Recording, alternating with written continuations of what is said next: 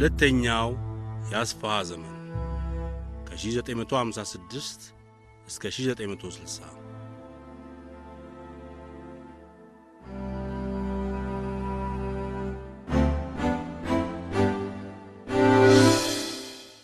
ደጃዝማች ተድላ ባይሩ የኤርትራ መሪነቱን በተቀበሉ በመጀመሪያው ዓመት ፌዴሬሽን ለማፍረስ የሚጠበቀውን እርምጃ አልወሰዱም በማለት አንድነቶች በሚያወርዱባቸው ወቀሳ ተወጥረው እንደነበር ይታወሳል።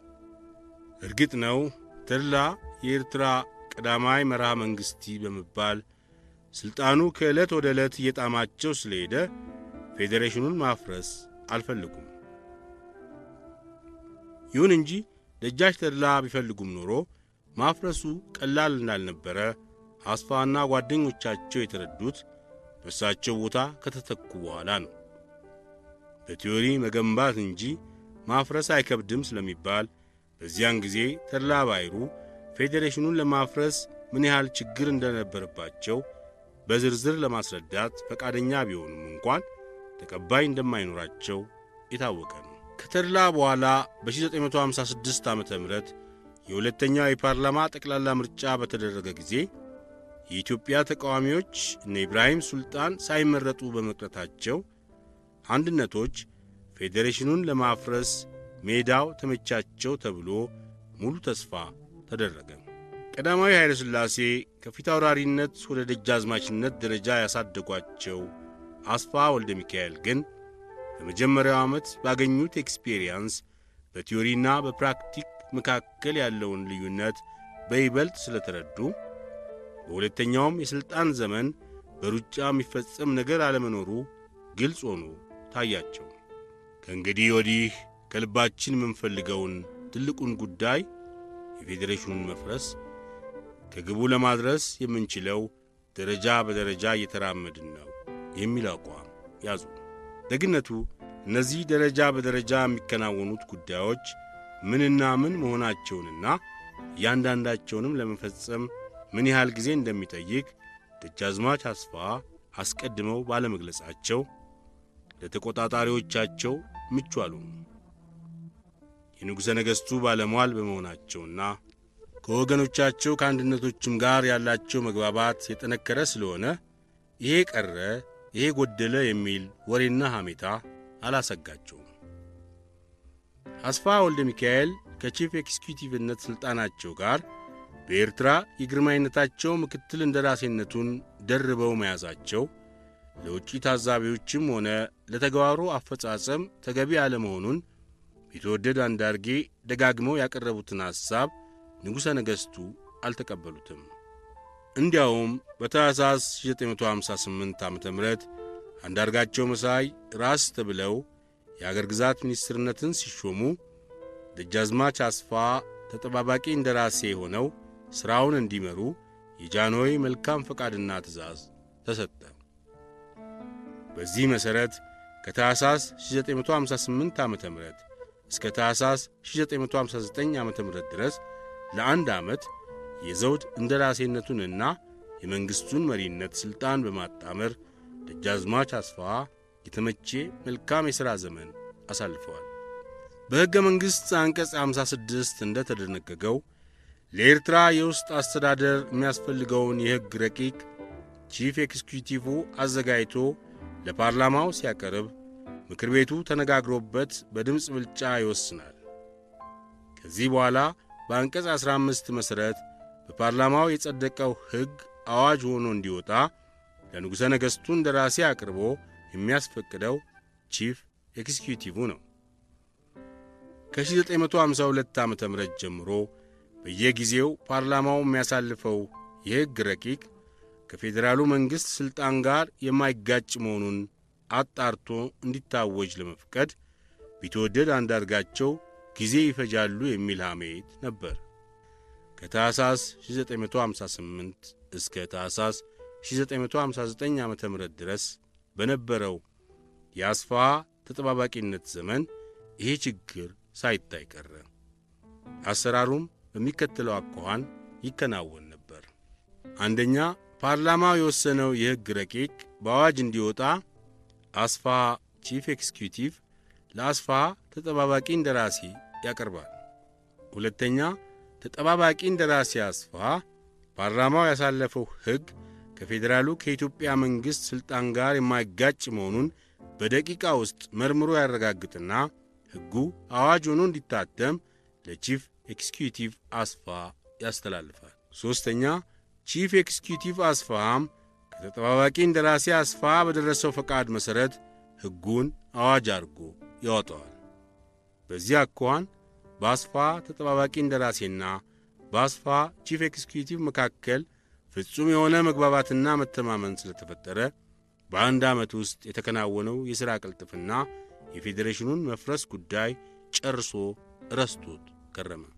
በታኅሳስ 959 ዓ.ም የቀድሞው የንጉሠ ነገሥቱ አማች ጀነራል አብይ አበበ የፍርድ ሚኒስትርነቱን ለቀው በኤርትራ የግርማዊነታቸው እንደራሴ ሆነው ሲሾሙ ደጃዝማች አስፋሃም በዚህ ታላቅ ሹመት ሥነ ሥርዓት ላይ እንዲገኙ ተደርጎ የእሳቸው የምክትል እንደራሴነት ሥልጣን የሚቀጥልላቸው መሆኑ ተነገራቸው።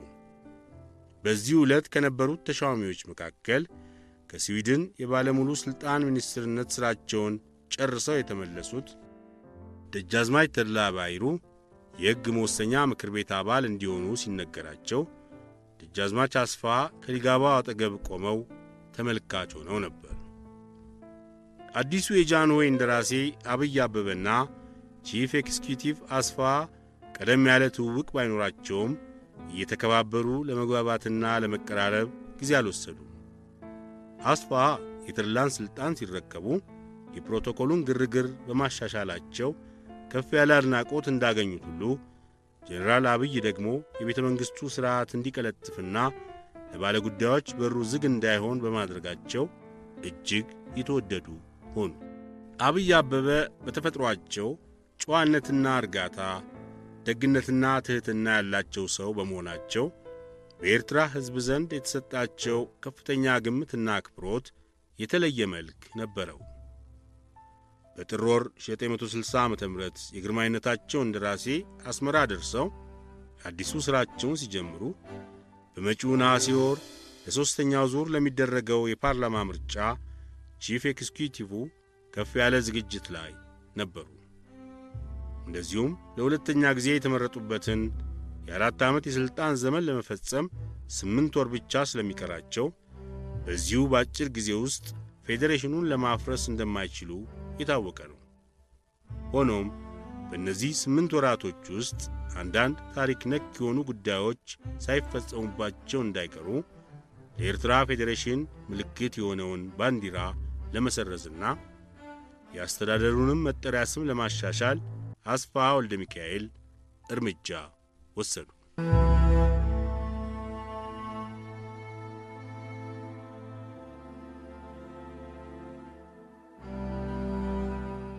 ባንዲራው የኢትዮጵያ ሆነ።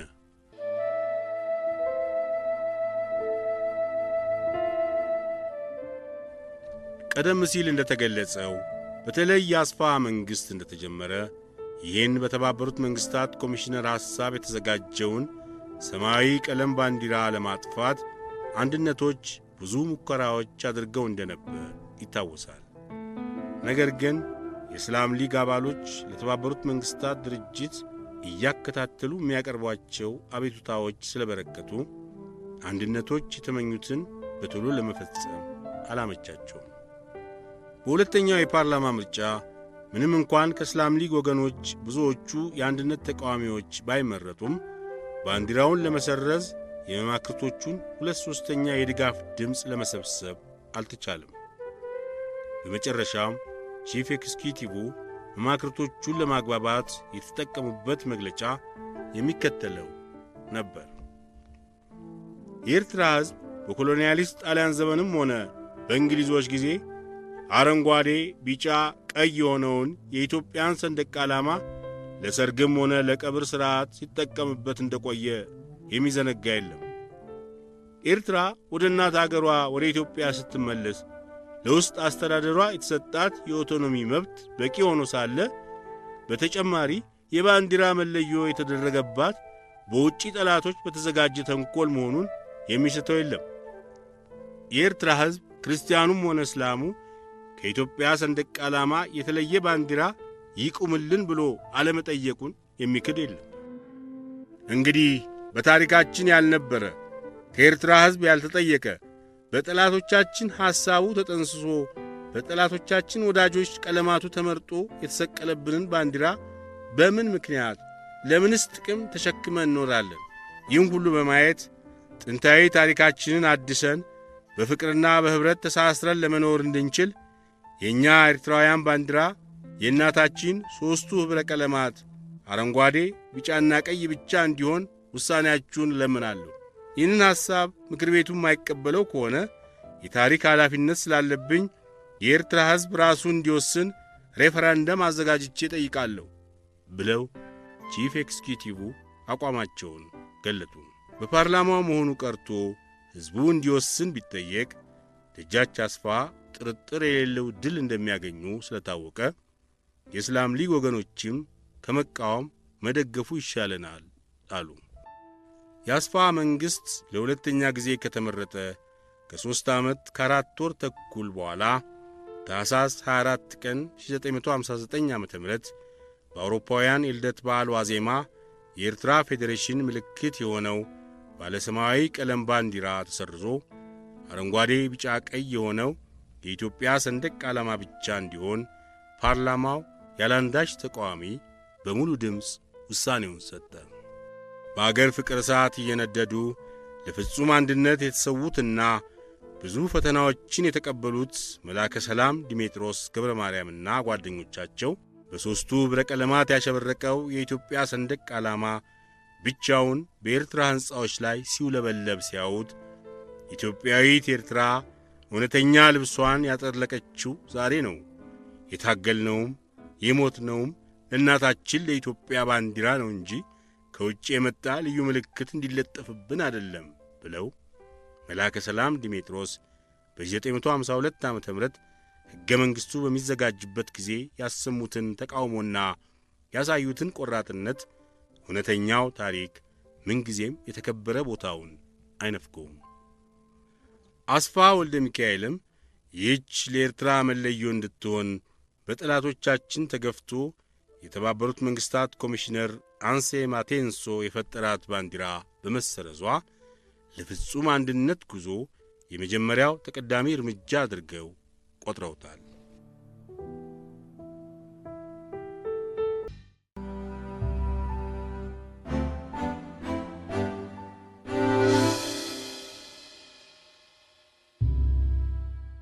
በኢትዮጵያ ሁለት መንግሥት የለም።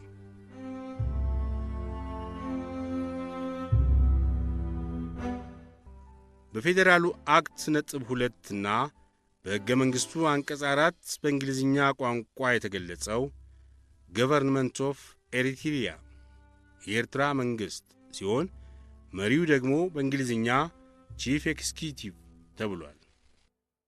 የኦፊሴል ቋንቋ በሆነው በትግርኛ የአገሩ መጠሪያ ናይ መንግሥቲ ኤርትራ ሲሆን አስተዳዳሪው ደግሞ ናይ ኤርትራ መራህ መንግሥቲ የኤርትራ መንግሥት መሪ እየተባለ ሲጠራ ቆይቷል። ቀዳማዊ ኃይለ ሥላሴ ይህንን የኤርትራ መንግሥትና የኤርትራ መንግሥት መሪ የሚባለውን የመጠሪያ ስም ጨርሶ እንዳልተቀበሉት በሁሉም ዘንድ የታወቀ ነበር። እንኳንስ በጽሑፍ በቃል እንኳን ንግግር ሲያደርጉ በተድላም ጊዜም ሆነ አሁን በአስፋሃ የኤርትራ መንግሥት መሪ ወይም ቺፍ ኤክስኪዩቲቭ የሚል አጠራር ተጠቅመው አያውቁም። ገና ከመጀመሪያው መስከረም 11 ቀን 1952 ዓ.ም የፌዴራሉን አክት ሲያጸድቁ በተደረገው ትልቅ በዓል ላይ አቶ ተድላ ባይሩን በዲስኩራቸው ውስጥ እየደጋገሙ የጠቀሱት የኤርትራ አስተዳዳሪ እያሉ ነው። ንጉሠ ነገሥት ኃይለ ሥላሴ ተድላ ባይሩን በሚያንከባክቡበት ዘመን ለዚህ የኤርትራ መንግሥት መሪ ለሚባለው መጠሪያ አስተዳዳሪ በሚል ቃል ይለውጠዋል ብለው ተስፋ አድርገው ነበር።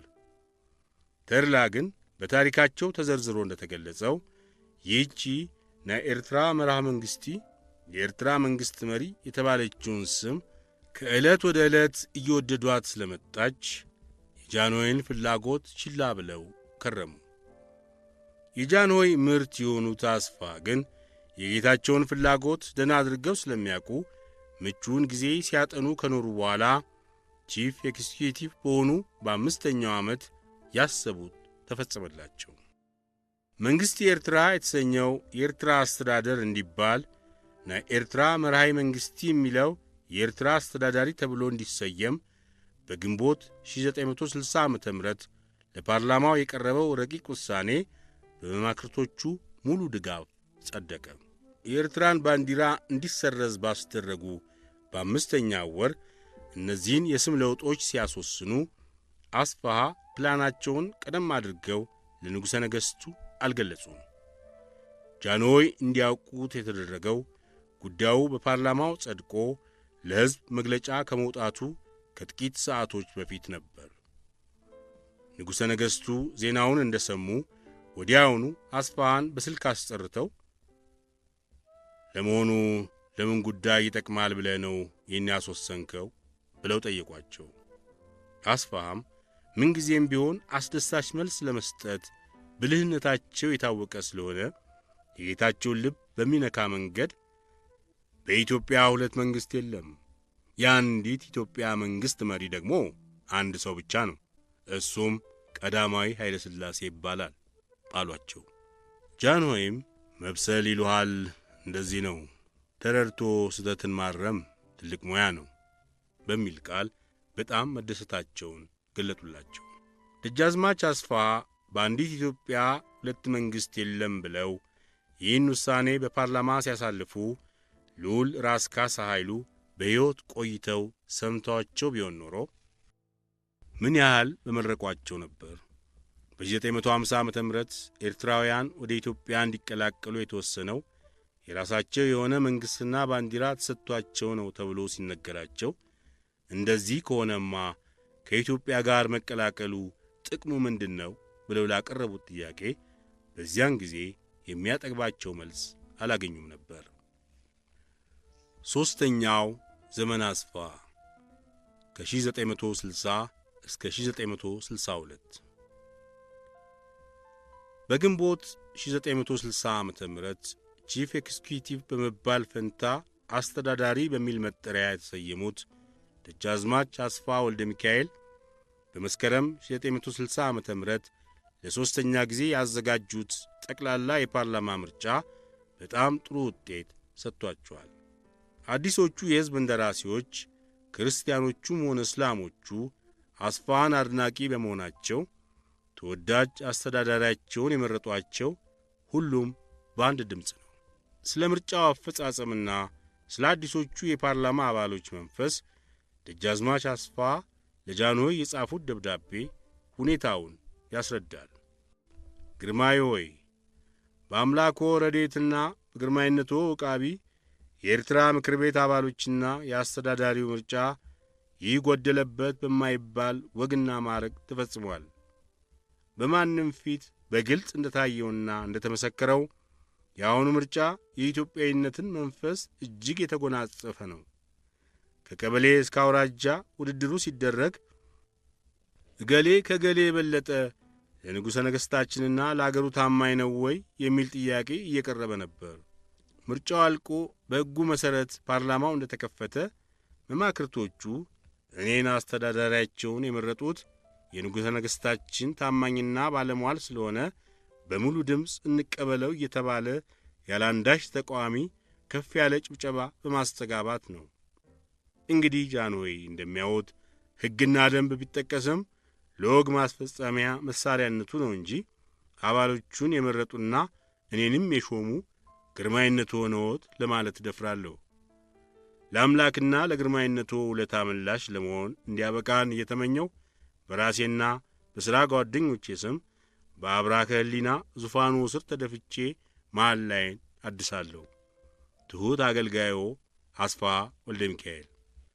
ከዚህ በላይ እንደታየው የደጃች አስፋሃ ደብዳቤ ለሦስተኛ ጊዜ አዲስ የተመረጡት የፓርላማ አባሎች ለቀዳማዊ ኃይለ ሥላሴ ያላቸውን ፍቅርና የኢትዮጵያዊነት ስሜት የሚገልጽ ነው። ጃንሆይም የመለሱላቸው የደከምክበትን ጉዳይ ነዋሪ የሚያደርገው በእኛና በኤርትራ ሕዝባችን መካከል ያለውን ፍቅር በማጎልመሱ ነው በሚል ቃል ነበር። የንጉሠ ነገሥቱ ባለሟል ከ8 ዓመታት በፊት በምክትል እንደራሴነት አስመራ ከገቡበት ዕለት ጀምሮ ይህ ፌዴራሲዮን የተባለ ነገር ተሰርዞ ከኢትዮጵያ ጋር በአንድ አስተዳደር እንዲጠቃለል ያለ ረፍት ሲቃትቱ መኖራቸው የታወቀ ነው። በነሐሴ 1955 ዓ.ም በተድላ ባይሩ ቦታ ሲመረጡ በአንድ ዓመት ጊዜ ውስጥ ፌዴሬሽኑን እንደሚያፈርሱ በሁሉም ዘንድ የሚጠበቅ እንደነበረ ይታወሳል። አስፋዋ ግን ለሥልጣኑ ወንበር ላይ ሲወጡ ነገሩን ሁሉ ውጭ ሆነው እንዳሰቡት አላገኙትም። በመጀመሪያው የ1 ዓመትና በሁለተኛው የ4 ዓመት የሥልጣን ዘመናቸው የኤርትራን ባንዲራ ከመሰረዝና የፈረንጅ ቃል የሆነውን ቺፍ ኤክስኪዩቲቭ አስተዳዳሪ ብሎ ከመለወጥ በስተቀር ሌላውን መንካት አልቻሉም። የሁለተኛው የ4 ዓመት የሥልጣን ዘመን ሲጠናቀቅ የተጠበቀው ባለመፈጸሙ ብዙ ሰዎች አስፋሃም እንደ ተድላ የፌዴሬሽኑ ሕይወት ሳይስማማቸው አልቀረም የሚል ትችት መስጠት ጀምረው ነበር። አስፋሃም በበኩላቸው ለተሰነዘረባቸው ወቀሳ መልስ ከመስጠት አልተቆጠቡም። አስፋሃ ፌዴሬሽኑን ለማፍረስ ስልጣን ላይ ወጥቶ 5 ዓመት ሙሉ ምንም ሳይሠራ ተኝቷል እያሉ የሚያሙኝ ሁሉ ጨዋነትና አርቆ ተመልካችነት የተሳናቸው ናቸው። በዚህ በ5 ዓመት ውስጥ በእኔ መሪነት የተፈጸመው ሥራ ኢትዮጵያዊት ኤርትራ ከእናቷ በምንም ያልተለየችና የማትለይ መሆኗን ያረጋገጠ ነው። አስፈላጊውን ድርጅት ሳያሟሉ ፌዴሬሽኑን አፍርሶ መቦረቅ ቁም ነገር አይደለም። ሕዝቡንና አስተዳደሩን አቀራርቦ ኢትዮጵያዊነትን መገንባት ቅድሚያ የሚሰጠው ተግባር ነው። አንድ ትልቅ ሥራ ፍሬ ሊሰጥ የሚችለው ከስር ከመሠረቱ ሲገነባ ነው እንጂ ከቁንጮ ሲጀመር አይደለም በማለት ደጃዝማች አስፋሃ ወቀሳውን ሁሉ ለመደምሰስ ሞክረዋል። ይሁን እንጂ ነገሩ ወደ ኋላ ተመልሶ ሲታይ በተድላ ባይሩ ጊዜ የፌዴሬሽኑ አስተዳደር በቆየ መጠን ሕዝቡ እየተላመደው ይሄድና አንድ ቀን ይፍረስ ሲባል መብቱ እንደተነካበት ቆጥሮት ችግር ሊፈጥር ይችላል እያሉ ማስጠንቀቂያ ይደራርቡ ከነበሩት ሰዎች ዋናው ተቀዳሚ ደጃዝማች አስፋሃ መሆናቸው ይታወሳል። ኋላ ግን ፌዴሬሽኑ ሳይፈርስ መቆየቱ ኢትዮጵያዊነትን በይበልጥ ለማዳበርና ከእናት የተለየ አስተዳደር የፈጠረውን ጉዳት የኤርትራ ሕዝብ እንዲገነዘበው ለማድረግ አስችሎናል ብለው ሲናገሩ የትላንቱን ዲስኩራቸውን አስታውሶ መልስ የሰጣቸው የለም። አስፋ ወልደ ሚካኤል በተድላ ባይሩ አንጻር ሰላምና መልካም ዕድል ያልተለያቸው ሰው ናቸው። ተድላ በሦስቱ ዓመታት የሥልጣን ዘመናቸው እንደታየው ከፖለቲካ ዘዴ ጥረት ጋር ብስጩና ቁጡ በመሆናቸው ለጠላቶቻቸው ጥቃት ምቹ ነበሩ። አስፋ ግን ከንጉሠ ነገሥቱ ያገኙት ባለሟልነት ከአንድነት ወገኖች ጋር የመሠረቱት መቀራረብና መልካም ወዳጅነት በጠቅላላውም ከፓርላማው አባሎች ጋር የፈጠሩት መግባባትና መተማመን ለጠላት ወይም ለተቃዋሚ ዕድል የሚሰጥ አልሆነም። በታኅሳስ 1960 ዓ.ም ከመንግሥቱ ንዋይ ኩዴታ ጥቂት ቀደም ብሎ ወደ ብራዚል ባመራው የንጉሠ ነገሥቱ ኦፊሴላዊ ጉዞ ባለሟል አስፋ ለመጀመሪያ ጊዜ የቀዳማዊ ኃይለ ሥላሴ የክብር ተከታይ ሆኑ። በዚህ በብራዚል ጉብኝት ላይ ባልታሰበ ቀን የጃንሆይ መንግሥት በታማኛቸው በብርጋዴር ጀነራል መንግሥቱ ንዋይ የተገለበጠ መሆኑ ሲሰማ ደጃዝማች አስፋሃ ምን ዕድል ገጠመኝ ብለው ተጨንቀው ነበር። ደግነቱ ጭንቁና ስጋቱ ብዙ አልቀጠለም። በሦስተኛው ቀን ንጉሠ ነገሥቱ ከመናገሻ ከተማቸው ተመልሰው ዙፋናቸውን ያዙ። የካቲት 14 ቀን 1961 ዓ.ም ኩዴታውን ከጀነራል መርዕድ መንገሻ ጋር ሆነው ያፈረሱት ጀነራል አብይ አበበ በኤርትራ የጃንሆይ እንደራሴነቱን እንደያዙ የአገር ግዛት ሚኒስትር ሆኑ። ዕድለኛው አስፋም በዚያኑ ዕለት የቢተወደድነት ማዕረግ ተሰጣቸው። በዚህ ብቻ አላበቃም። ጀነራል አብይ በመንግሥቱ ንዋይ ኩዴታ የተናጋው የጃንሆይ መንግሥት እስኪረጋጋ ድረስ በአገር ግዛት ሚኒስትርነት ለአንድ ዓመት አዲስ አበባ በቆዩበት ጊዜ ቢትወደድ አስፋ በኤርትራ የንጉሠ ነገሥቱን እንደራሴነት ሥራ በተጠባባቂነት እንዲመሩ ተደረገ።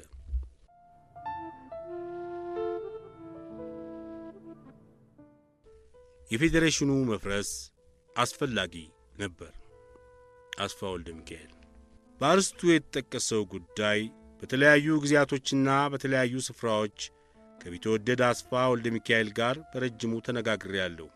በተለይ በአዲስ አበባ እንደ አውሮፓ ዘመን አቆጣጠር በነሐሴ ወር 1993 ዓ.ም ላቀረብኩላቸው ልዩ ልዩ ጥያቄዎች በሰፊው አብራርተው የገለጹልኝ አስተያየቶች የሚከተሉት ናቸው። ፌዴሬሽኑ እንዲፈርስ ለብዙ ዓመታት ያ ሁሉ ጥረት የተደረገው ለሕዝቡም ሆነ ለመንግሥት ምን ያህል ጥቅም ይሰጣል ተብሎ ነው? መልስ፣ የፌዴሬሽኑን መፍረስ አስፈላጊነት ደህና አድርጎ ለመረዳት ከአገሩ ታሪክ ጋር አያይዞ መመዘን ያስፈልጋል። የኤርትራ ሕዝብ ኢትዮጵያዊ በሆነው በረጅም ታሪኩ ውስጥ በተለያዩ ጊዜያቶች በውጭ ጠላት የተጠቃና መከራን ሲቀበል የኖረ መሆኑን መዘንጋት አይቻልም። የአገሩ ጂኦግራፊ አቀማመጥና በተለይም የባህር በር ያለው መሆኑ ስላመቸ ከሌላው ኢትዮጵያ ክፍል ይልቅ የተደራረበ ጥቃት የደረሰበት የኤርትራ ሕዝብ ነው። ከ16ኛው መቶኛ ዓመት ጀምሮ ለሦስት ክፍለ ዘመናት ያህል ቱርኮች ምጽዋን ይዘው የቆላውን ሕዝብ በማስጨነቅና በማስገበር በደል ሲፈጽሙበት ኖረዋል። ከ19ኛው ክፍለ ዘመን አጋማሽ በኋላ ደግሞ ኮሎኒያሊስት ጣሊያን መላው ኢትዮጵያን ለመውረር በነበረው ሰፊ ዕቅድ መጀመሪያ እግሩን ለማስገባትና ጦሩን ለማዘጋጀት የቻለው ምጽዋን ይዞ ነው። ከዚያም መላ ኤርትራን በቅኝ ግዛት ከያዘ በኋላ ወደ መሃል ኢትዮጵያ ጦሩን አሰልፎ ሲጓዝ አድዋ ላይ ሚኒሊክ ቅስሙን ሰብረውና አዋርደው መለሱት። በዚያን ጊዜ የኢትዮጵያ ሕዝብ በጣሊያን አልገዛም ብሎ ባደረገው ተጋድሎ ታሪካዊ የሆነ ድል ቢጎናጸፍም የመረብ ምላሽ ወንድሞቹን ከቅኝ ገዢው ቀንበር ለማላቀቅ አልቻለም። በዚህ ጉዳይ የትናንትናዎቹም ሆኑ የዛሬዎቹ ታሪክ ጸሐፊዎች ኢትዮጵያ በታሪኳ ምንጊዜም ለኮሎኒያሊስት አላደረችም፣ የሞከራት ጣሊያንም ተዋርዶ ተመልሷል እያሉ ሲተርኩ ጣሊያን ከእናት አገሯ ገንጥሎ በቅኝ ግዛት የያዛት ኤርትራ የኢትዮጵያ አካል መሆኗን ረስተዋል። ከኢትዮጵያ ቤተሰቦች አንዷ የሆነችው ኢትዮጵያዊት ኤርትራ በቅኝ ግዛት ተይዛ መኖሯ የኢትዮጵያን ነጻነት የተሟላ ሊያደርገው አለመቻሉን የታሪክ ጸሐፊዎች በቸልታ በማለፋቸው የሚወገዙ ናቸው። የኤርትራ ሕዝብ በጣሊያን ቅኝ አስተዳደር በኖረበት በ50 ዓመታት ውስጥ ከሌላው ኢትዮጵያ ወንድሞቹ በመለየቱ ሐዘን ቢያጠቃውም ኢትዮጵያዊ ስሜቱን ባህሉንና ሥርዓቱን ጠብቆ መኖሩ የተመሰከረለት ነው። ጣሊያን ከተባረረ በኋላ ከ1941 ዓ.ም ጀምሮ በእንግሊዞች ወታደራዊ አስተዳደር በቆየበት ዘመን ምን መሆን ትፈልጋለህ ተብሎ ከአንድም ሁለት ጊዜ ሲጠየቅ የአብዛኛው ኤርትራዊ መልስ ኢትዮጵያ ወይም ሞት መሆኑን የሚክድ የለም። ለሁላችንም እንደሚታየን የዲሞክራሲ ትርጉሙ የአብዛኛውን ሕዝብ ፍላጎት መፈጸም ከሆነ አብዛኛው የኤርትራ ሕዝብ ሙሉ ኢትዮጵያዊነትን እንጂ በፌዴራሲዮን ተለይቶ መተዳደርን እንኳንስ በሆኑ በሕልሙም ታይቶት አያውቅም። የውጭ ጉዳይ ሚኒስትር አክሊሉ ሀብተወልድም ለ7 ዓመታት ከኢትዮጵያ ጠላቶች ጋር የገጠሙት ሙግት ይህንኑ የኤርትራን ሕዝብ ጥያቄ ለማስፈጸም እንደነበረ ሁላችንም እናስታውሳለን። ነገር ግን የዓለም መንግሥታት ማኅበር ዳኝነት የሚካሄደው በኮሎኒያሊስቶችና በጥቁር ሕዝብ ጠላቶች ስለሆነ ለኢትዮጵያ ትክክለኛ ጥያቄ ፍርድ በመንፈግ የአብዛኛውን የኤርትራ ሕዝብ ፍላጎት በመጣስ ኢትዮጵያዊት ኤርትራን ከእናቷ አራርቆ የሚያኖር ይህን ፌዴራሲዮን የተባለ አስተዳደር በግዴታ እንድንቀበል ተፈረደብን። ይህ ፌዴራሲዮን የተባለው አስተዳደር አንድ አይነት ዘር በሆኑት አንድ አይነት ባህልና ታሪክ ባላቸው ሕዝቦች መካከል መለዮ የሚፈጥር በመሆኑ አብዛኛው የኤርትራ ሕዝብ ምን ያህል እንዳዘነና ምን ያህል እንዳለቀሰ የሚያስተውልለት ዳኛ ሳያገኝ ቀረ። የፌዴራሲዮን አስተዳደር ለሌሎች ለኢትዮጵያ ክፍለ አገሮች ለሸዋም ሆነ ለወሎም፣ ለወለጋውም ሆነ ለጎጃሙ፣ ለጎንደሩም ሆነ ለትግሬው፣ ለሐረሩም ሆነ ለከፋው ተዋቅሮ የሚሰራበት ቢሆን ኖሮ የኤርትራ ሕዝብ ልዩ ነገር ተደረገብኝ ብሎ አያዝንም ነበር። በአንዲት ኢትዮጵያ የሚያምንና በኢትዮጵያዊነቱ የሚኮራ ሕዝብ ሰላምና ጸጋ ሊያገኝ የሚችለው በአንድ አስተዳደር ተዋህዶ የአገሩን ደስታም ሆነ ችግር ከወንድሞቹ ጋር እኩል የመካፈል ዕድል ሲኖረው ነው እንጂ ተለይቶ የራሱን ጉዳይ ለራሱ ብቻ አሳቢ ሲሆን አይደለም። እኛ የኢትዮጵያዊት ኤርትራ ልጆች የተዋጋነውና የተሰዋ ነው ለኢትዮጵያዊነትና ለአንድነት ስለሆነ ይህን ሳንወድ በግድ የወደቀብንን የፌዴራሲዮን አስተዳደር ማፍረስ ተግባራችን ብቻ ሳይሆን ግዴታችንም ነበር። የፌዴራሲዮኑን አስተዳደር ለመሰረዝ ስንወስን እነዚህን የዘረዘርኳቸውን መሠረታዊ የሆኑ ታሪኮቻችንንና የሕዝቡን ፍላጎት በመመርኮዝ ብቻ ሳይሆን በውጪ ጠላቶቻችንም በኩል የሚጠመድብንን አደጋ ለመከላከል አስበንበት ነው። ኤርትራ የእስላም አገር ነች እያሉ አረቦች በኮሎኔል ናስር መምህርነት ሽፍታ በማሰልጠን መሳሪያ በማስታጠቅ ኤርትራን ከኢትዮጵያ ለመገንጠል የሚያደርጉት የጠላትነት ሥራ በየቀኑ እየከፋ መጣ። ጃንሆይም በ1959 ዓ.ም እና በ1961 ዓ.ም የግብፁን ዲክታተር ኮሎኔል ናስርን 2 ጊዜ በማነጋገር የዲፕሎማሲ ጥረት ቢያደርጉም ምንም ለውጥ ሳያመጣ ቀረ። በተለይ ኋላ ቀር የሆኑት የነዳጅ ዘይት ሀብት ያሰከራቸው አረቦች ኤርትራን በሃይማኖት መሳሪያ ከኢትዮጵያ ለመገንጠል የሚያፈሱት ገንዘብ ወሰን አጣ። ኢትዮጵያ እነዚህን ጠላቶቿን ለመቋቋም የግዛቶቿንና የሕዝቦቿን አንድነት ከማጠንከር በስተቀር ሌላ ምርጫ እንደሌላት የታወቀ ነው። እንግዲህ እኛም በግዴታ አረቦች ናችሁ ተብለን ሴራ የሚዘጋጅብን ኤርትራውያን ፌዴሬሽኑን አፍርሰን ከእናታችን ከኢትዮጵያ ጋር ሙሉ መዋሃድ ካደረግን በኋላ አረቦች በገንዘብ ኃይል እስቲ ከእናታችን እጅ ፈልቅቀው ሲወስዱን እናያለን ብለን ቆረጥን። ጥያቄ፣ ፌዴሬሽኑ እንዲፈርስ በተለይ እርስዎ ከቀዳማዊ ኃይለ ሥላሴ የተቀበሉት አደራና መመሪያ በምን መልክ ነበር? መልስ፣ መቼም የጃንሆይን መልካም ፈቃድ ሳንቀበል በእኛው ኃላፊነት ብቻ ፌዴሬሽኑን አፍርሰናል ብለን ብንፎክር የሚያምነን የለም። ሐሳባችንን ለመፈጸም መልካም ፈቃዳቸውንና አባታዊ ምርቃታቸውን መቀበላችንን አንክድም። ሆኖም የማፍረሻውን ጥበብ ስናዘጋጅ በእኛ በኩል ጃንሆይን ምክር ስጡን ብለን አለመጠየቃችንን፣ ጃንሆይም በውስጥ ሥራችን ገብተው መምሪያ አለመስጠታቸውን ስንናገር መታመን አለብን። በዚህ ጉዳይ ብዙ ሰዎች የተሳሳቱትን ማረም ያስፈልጋል። ቀዳማዊ ኃይለ ሥላሴ ፌዴሬሽኑን አፍርሱ ብለው ለማናችንም በቀጥታ ትእዛዝ ሰጥተው አያውቁም። እርግጥ የፌዴሬሽኑን አስተዳደር እንደማይወዱት ሁላችንም በትክክል እናውቃለን።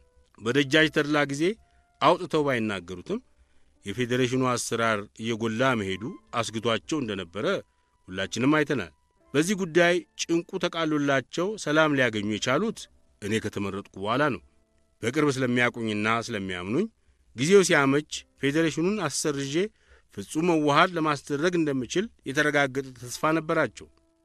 ይሁን እንጂ ስለ አፈራረሱ ዝግጅትና አፈጻጸም ኃላፊነቱን ለእኔ ከመተው በስተቀር በዝርዝር ጉዳይ ገብተው አንድም ጊዜ ይህ ይሁን፣ ይህ ይደረግ፣ ይህ ይቅደም፣ ይህ ይከተል የሚል መምሪያ ሰንዝረው አያውቁም። ሌላው ቀርቶ ፌዴሬሽኑ በሚፈርስበት ዕለት ለፓርላማው የምሰጠውን መግለጫ እንኳን አላማከርኳቸውም።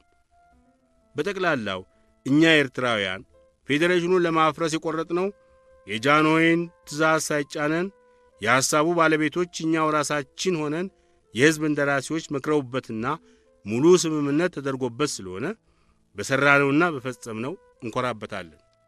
ጥያቄ፣ ጠቅላይ ሚኒስትር አክሊሉ ሀብተወልድ በፌዴሬሽኑ መፍረስ ጉዳይ ምን አስተያየት ነበራቸው? ጸሐፌ ትእዛዝ አክሊሉ የኤርትራ ፌዴሬሽን መፍረስ የለበትም ብለው ሲሞግቱን የቆዩ ናቸው። ነገር ግን እኛ አንድነቶች አሸንፈን የሕዝቡን ፍላጎት ስንፈጽም እሳቸው ተቃዋሚነታቸውን በመቀጠላቸው አዝኜባቸው ኖር ነበር። ያዘንኩትም ለኤርትራ ወደ ኢትዮጵያ መመለስ በዓለም ማኅበር በብርቱ የተዋጉና ብዙ የሚያኮራ ሥራ የፈጸሙ ሲሆኑ በመላው የኤርትራ ሕዝብ እንደራሴዎች ሙሉ ድምፅ ፌዴሬሽኑን ሰርዘን አንድነቱን ስናዋህድ ለዲፕሎማሲ እንኳን ብለው የደስታችን ተካፋይ ባለመሆናቸው ነው። ፌዴሬሽኑ በፈረሰበት ዕለት ከልዑል አልጋ ወራሽ፣ ከፓትርያርኩ፣ ከመሳፍንቱ፣ ከሚኒስትሮቹ ልዕልቶቹም ጭምር አስፋሃ እንኳን ድካምህ ፍሬ ሰጠ፣ እንኳን ሁላችንንም ደስ አለን የሚል የደስታ መግለጫ ሲያጎርፉልኝ ከኢትዮጵያ ጠቅላይ ሚኒስትር አንዲት ቃል አልደረሰኝም። በዚህ በጣም ቅር ብሎኝ ለጀነራል አብይ ሳጫውታቸው የሰጡኝ አስተያየት ምንጊዜም አልረሳውም። ቢተወደድ እባክዎ ጸሐፌ ትእዛዝን አይቀየሟቸው። እኔ በሰፊው አነጋግሬያቸዋለሁ። እሳቸው የፌዴሬሽኑ መፍረስ በኢትዮጵያና በኤርትራ ብዙ ጣጣ ያስከትላል፣ የውጭም ጠላት ያጠቃናል ብለው ያምናሉ። እርሶና እኔ ደግሞ የኢትዮጵያ አንድነት ሲጠነክር በውስጣችን ሰላም ለመመስረት ከውጭ የመጣብንን ጠላት ለመመከት ያስችለናል እንላለን። በጸሐፌ ትእዛዝና በእኛ በኩል ባለው ልዩነት መጨረሻው እውነቱ የማን እንደሆነ ጊዜና ታሪክ ወደፊት ይገልጠዋል። አሁን ሁላችንም በየእምነታችን መቆም ነው እንጂ ቅያሜ አያስፈልግም አሉኝ። የጀነራል አብይ አስተያየት በጣም ነካኝ። የፍርድ ሚኒስትር ተብዬ ከ2 ወር በኋላ አዲስ አበባ ሲሄድ በልቤ ይዤ የነበረውን ቅሬታዬን ለጸሐፌ ትእዛዝ አክሊሉ አልገለጥኩላቸውም። በተገናኘን ቁጥር የሞቀ ሰላምታ ከመለዋወጥ በስተቀር ስለ ፌዴሬሽኑ አፈራረስ፣ አሁን ስላለው ሁኔታ፣ ወደፊትም ምን እንደሚሻል እሳቸውን ሳይጠይቁኝ እኔም ሳልናገር እንደዚሁ ቀረ። ጥያቄ ጀነራል አብይ የተናገሩት የሚደንቅ ነው። በሰለጠነው ዓለም ለአገርና ለሕዝብ አስተዳደር በሚሰለፉ የፖለቲካ ሰዎች መካከል የሐሳብ ልዩነት መኖሩ የማይቀር ነው። በሐሳብ የሚለያዩ ሰዎች በግል አይቀያየውም። በኤርትራ ጉዳይ ጸሐፌ ትእዛዝ አክሊሉን ከእርሶ የተሻለ የሚያውቃቸው የለም። በዚያ በትግሉ ዘመን ከእሳቸው ጋር በቅርብ ሰርተዋል። በእርሶ ትክክለኛ አስተያየት ለምን ይመስሎታል አክሊሉ ሀብተወልድ የፌዴሬሽኑ አስተዳደር መነካት የለበትም ብለው እስከ መጨረሻው ሐሳባቸውን ሳይለውጡ የቆዩት? መልስ ቀደም ብዬ እንደተናገርኩት ጸሐፌ ትእዛዝ አክሊሉ ገና ከድሮ የኤርትራን ፌዴሬሽን እንኳንስ መፍረሱን ይቅርና አንዳንዱ ሕግ ይሻሻል ይለወጥ ብለን ስናቀርብ እንኳን ምክንያት እየፈጠሩ ሲያግዱን የኖሩ ናቸው። ለምሳሌ በደጃች ተድላ ቦታ ተመርጬ ሥራ በጀመርኩ ዓመት ባልሞላ ጊዜ ውስጥ አብዛኛዎቹ የፓርላማ አባሎች መክረው ጃንሆይ ቺፍ ኤክስኪዩቲቭን ይሹሙልን ብለው ያቀረቡትን ሐሳብ ጠቃሚ አይደለም ብለው ያሳገዱት እሳቸው ናቸው። ከዚያም በኋላ ከዚህ ከፌዴሬሽን አስተዳደር ለመገላገል ከማንም በኩል ሐሳብ ሲቀርብ የአክሊሉ ሀብተወልድን ድጋፍ ማግኘት አስቸጋሪ መሆኑ የታወቀ ነበር። ጸሐፌ ትእዛዝ የኤርትራ ፌዴሬሽን መፍረስ የለበትም ብለው የሚያቀርቧቸው ምክንያቶች ብዙዎች ናቸው። በተለይ ሁለቱን ደህና አድርጌ ያስታውሳቸዋል። የመጀመሪያው ሶማሌ ከጣሊያን የሞግዚት አስተዳደር ነጻ ስትወጣ የኤርትራን ፌዴራሲዮን ሞዴል በማየት ወደ ኢትዮጵያ ለመቀላቀል ሊማርካት ይችላል የሚል ነበር። በ1960 ዓ.ም ሶማሌ ነጻ ስትወጣ እንኳንስ በፌዴራሲዮን ከኢትዮጵያ ልቀላቀል ብላ ልትጠይቅ ይቅርና እንዲያውም አልፋ ተርፋ ከኢትዮጵያ ግዛት እንዲሰጣት ጠያቂ ሆነች።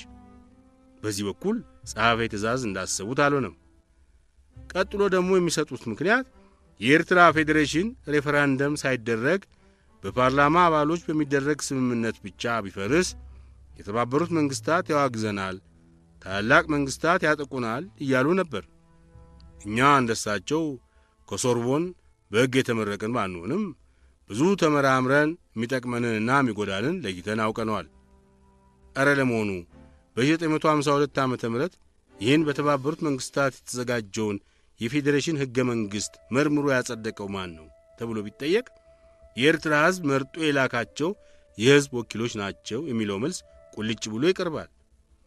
ከ10 ዓመት በኋላ ደግሞ ይህንን የፌዴራሲዮን ሕገ መንግሥት አልጠቀመንም፣ አልረዳንም ብሎ ያፈረሰው ማን ነው ሲባል አሁንም የኤርትራ ሕዝብ የመረጣቸው የሕዝብ እንደራሴዎች ናቸው የሚለው መልስ ብቅ ይላል። እንግዲህ የተባበሩት መንግስታት በየትኛው ሕግና በየትኛው መብቱ ኢትዮጵያን ያወግዛል ብለን ስንጠይቅ ከጠቅላይ ሚኒስትሩ ጋር የተሰለፉት የሕግ አዋቂዎች እነ ስዩም ሐረጎት ጭምር መልስ መስጠት አልቻሉም። እኛ ግን ገና ከጥንቱ ባመንበት ጸንተን ፌዴራሲዮኑን ስናፈርስ ተደጋግሞ እንደተነገረን ማስፈራሪያ የተባበሩት መንግስታት አላወገዘንም፣ ሀያላን መንግስታትም አላጠቁንም። ጥያቄ በዚህ አኳኋን ስለ ኤርትራ ፌዴሬሽን ጉዳይ ጠቅላይ ሚኒስትሩ የነበራቸው አቋም ሁሉም ስህተት ነበር ማለት ነው? መልስ የለም፣ ሐሳቤ በትክክል አልተጨበጠልኝም። ዛሬ እሳቸው በሞት ቀድሞኛል ብዬ እስከዚህ አልዳፈርም። ኤርትራን ወደ ኢትዮጵያ ለመመለስ በታላላቆቹ መንግሥታት ዘንድና በዓለም ጉባኤ ላይ ከጠላቶቻችን ጋር ተሟግተው ድል ያመጡትን አክሊሉ ሀብተወልድን ለምን ጊዜውም የማከብር ነኝ። በእሳቸውና በእኔ መካከል የተፈጠረው ልዩነት ፌዴሬሽን ይሰበር አይሰበር ነው። እሳቸው የፌዴሬሽኑ አስተዳደር መኖር የሁለቱን ሕዝቦች ፍቅርና አንድነት አይቀንሰውም የሚል እምነታቸውን ሳይለውጡ አልፈዋል። እኔ ደግሞ በእናትና ልጆች መካከል ለእናት ለብቻ ለልጅ ለብቻ መተዳደሪያ ሕግ መኖር የለበትም ብዬ የሠራሁትንና ያመንኩበትን ሳልለውጥ ይህን ዓለም ለመልቀቅ ቀኔን እጠብቃለሁ። ጥያቄ: ጀነራል አብይ እርስዎ ጸሐፌ ትእዛዝ አክሊሉን እንዳይቀየሟቸው ምክር ሲሰጡ በጠቅላይ ሚኒስትሩና በእናንተ መካከል ላለው የሐሳብ ልዩነት እውነት እማን ዘንድ እንደሆነ ወደፊት ታሪክ ይገልጠዋል ብለዋል። ጀነራል ይህንን የተናገሩት በህዳር 1962 ዓ.ም ነው። ዛሬ ከ30 ዓመታት በኋላ የኤርትራ ነፃ መንግሥት ሆና ከኢትዮጵያ ስትገነጠል ጀነራልና ጸሐፌ ትእዛዝ በሕይወት ባለመኖራቸው አላዩም። እርስዎ ግን ታሪኩን ከመሠረቱ ሲመለከቱት አክሊሉ ሀብተወልድ ፌዴሬሽን እንዳይፈርስ ያለማቋረጥ የታገሉት ዛሬ የደረሰው ሁኔታ እንዳይደርስ አስበው ይመስሎታል ወይ? መልስ: ጸሐፌ ትእዛዝ አክሊሉ እንደነበራቸው ሐሳብ ፌዴሬሽኑ ባይፈርስ ኖሮ የኤርትራ ጉዳይ እስከ ነጻነት አያመራም ነበር የሚሉ ብዙ ሰዎች መኖራቸውን አውቃለሁ። ይቅርታ ይደረግልኝና እኔ በዚህ አላምንም። እዚህ ላይ አንድ ነገር አተኩሮ ማየት የሚያስፈልገው ኤርትራ ከኢትዮጵያ ተገንጥላ ነጻነቷን ያወጀችው ፌዴሬሽኑ ከፈረሰ ከ30 ዓመታት በኋላ መሆኑን ነው። በእነዚህ በ30 ዓመታት ውስጥ ምን ስህተት ቢደረግ፣ ምን በደል ቢፈጸም ኤርትራውያን ከእናታቸው ከኢትዮጵያ መለየትን መረጡ ብሎ ማጥናት ያስፈልጋል። ለማናቸውም በእኔ በኩል የምሰጠው አስተያየት የታሪክ ተመራማሪ ይፍረደው፣ ተመልካች ተቸው ብዬ ነው። እኔ በሠራሁት እምነቴ የጸና ነው። በዘመኔ የደከምኩበት ሁሉ ለኢትዮጵያ አንድነት ስለሆነ ሕሊናዬ ንጹሕ ነው። ፈጣሪ ይመስገን እንቅልፍ አልነሳኝም። ከዚህ በላይ እንደታየው ቢትወደድ አስፋ የፌዴሬሽኑ መፍረስ አስፈላጊና ተገቢ ነበር ብለው የሚያምኑበትን ዘርዝረው ሲያስረዱ በእሳቸው በኩል የተወሰደው እርምጃ ለኤርትራ የነጻነት ንቅናቄ መነሻ ሆኗል የሚባለውን አይቀበሉም። ቢትወደድ ከልባቸው የሚያምኑት የኤርትራ ጉዳይ የተበላሸው ፌዴሬሽኑ በመፍረሱ ምክንያት ሳይሆን ከፈረሰ በኋላ ለአገሩ አስተዳደር የተወሰዱት እርምጃዎች ናቸው ብለው ነው። የመፍረሻው ዝግጅት እንዴት ነበር?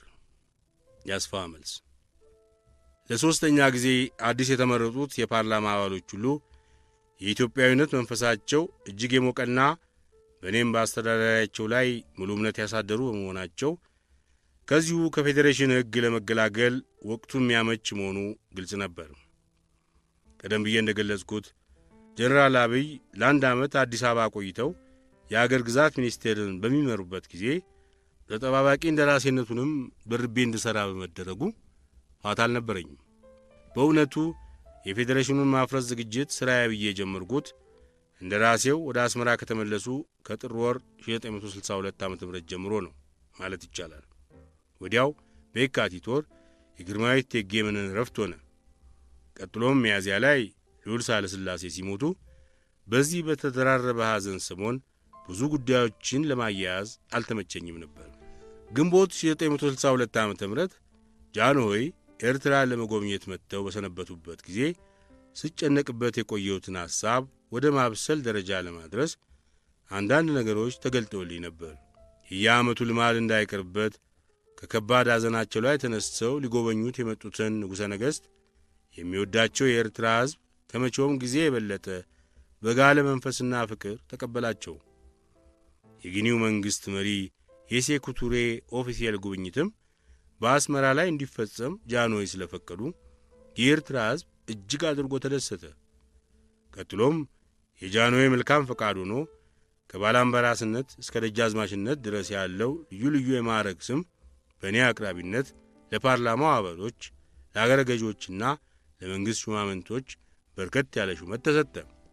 በኤርትራውያን ላይ በሰሞኑ የሚታየው የኢትዮጵያዊነት ፍቅርና መንፈስ ከወትሮ እጅግ የጋለ ሆኖ በመገኘቱ መላከ ሰላም ዲሜጥሮስ አንድ የተቀደሰ ሐሳብ ተገለጠላቸው።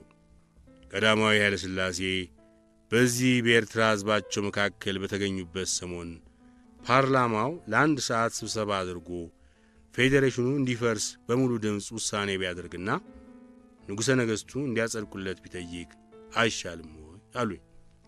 በጥቂት ሰዓቶች ውስጥ ነገሩን ደህና አድርጌ ሳጠናው ሐሳቡ ግሩም ሆኖ ታየኝ።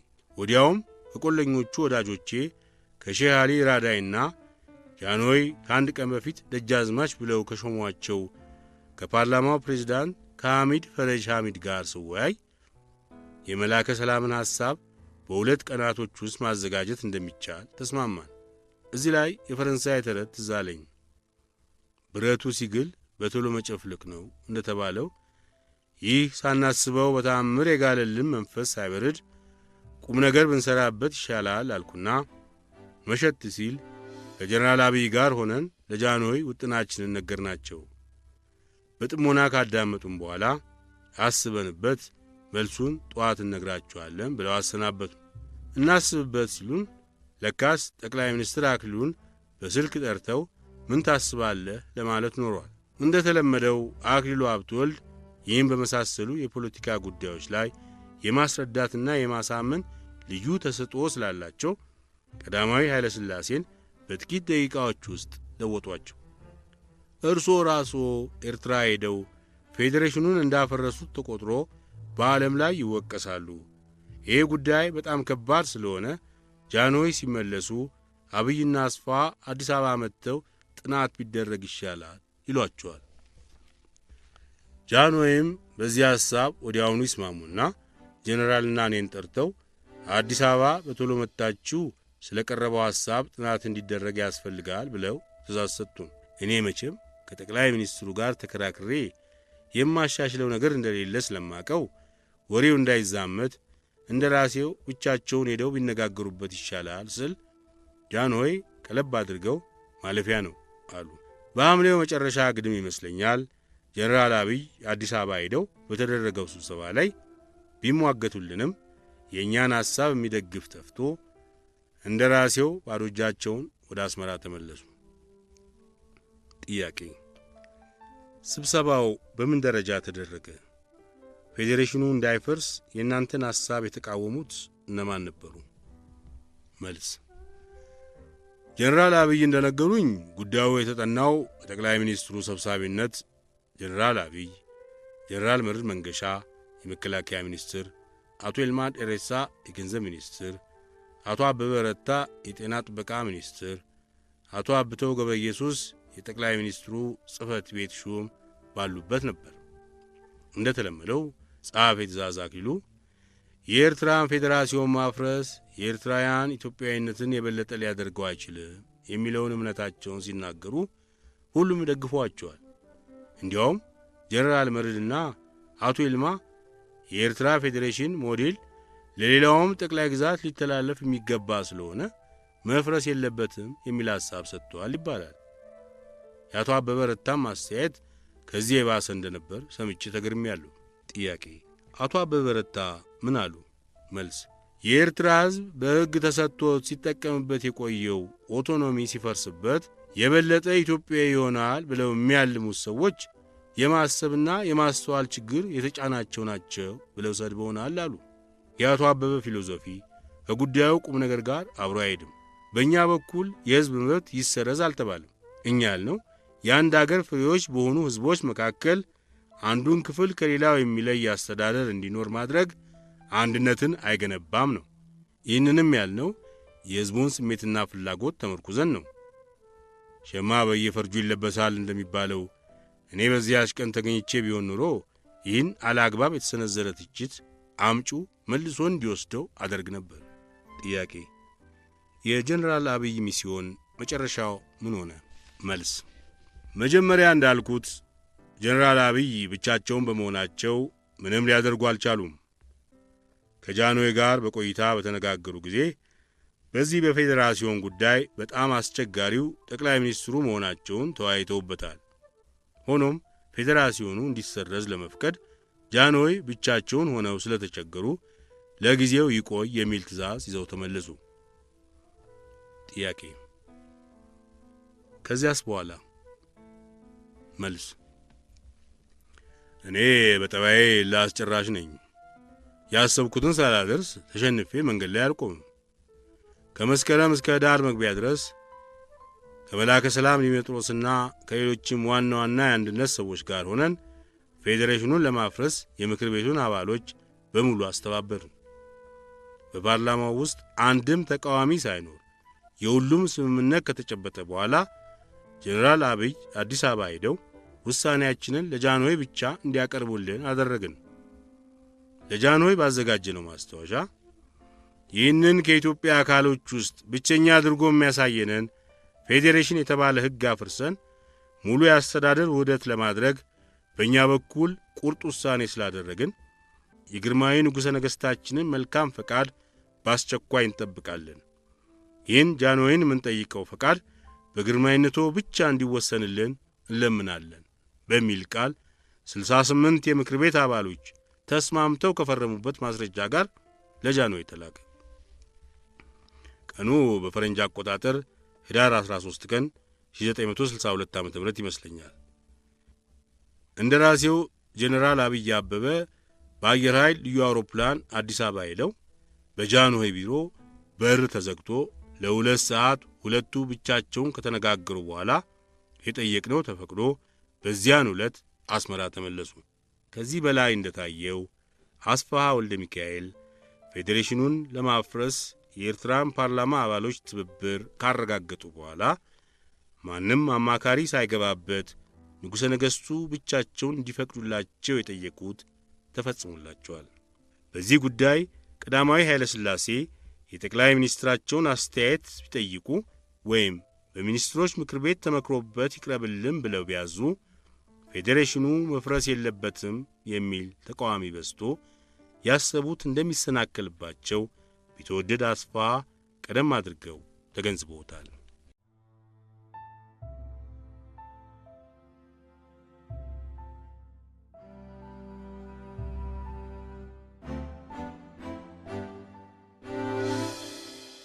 ባይ ባይ ፌዴሬሽን ከ1952 ዓ.ም ጀምሮ ለ10 ዓመታት በሕይወትና በሞት መካከል ሲያጣጥር የኖረው የኤርትራ ፌዴሬሽን ረቡዕ ህዳር 15 ቀን 1962 ዓ.ም በከፍተኛ ሥነ ሥርዓት ግብዓተ መሬቱ ተፈጸመ።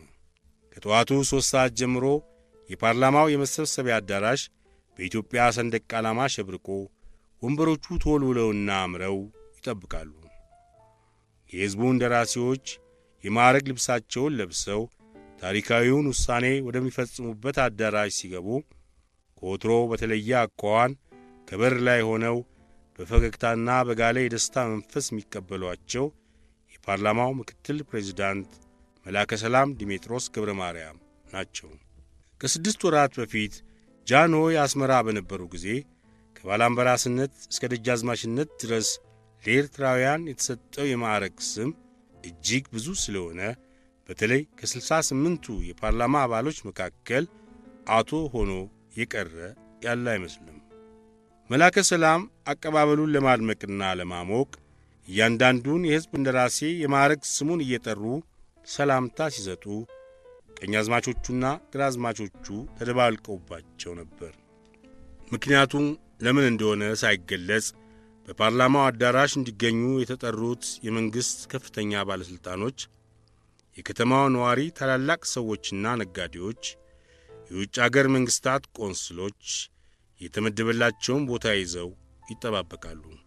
በ4 ሰዓት ተኩል የኤርትራ ጠቅላይ አስተዳዳሪ ቢትወደድ አስፋ ወልደ ሚካኤል በ6ቱ የካቢኔ አባሎቻቸው ታጅበው ስፍራቸውን ሲይዙ በአዳራሹ ሰገነት ላይ ያ በሩቅ ጎልቶ የሚታየው የተከበረ ትልቅ ወንበር ባዶ ሆኖ ታየ።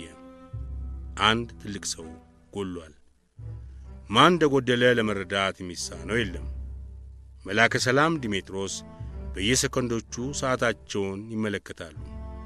አስተናባሪዎች ወዲያና ወዲህ ይሯሯጣሉ። የቢትወደድ ዲስኩር ይጀመራል ተብሎ በውስጥ ፕሮግራም የታቀደው ሰዓት አለፈ።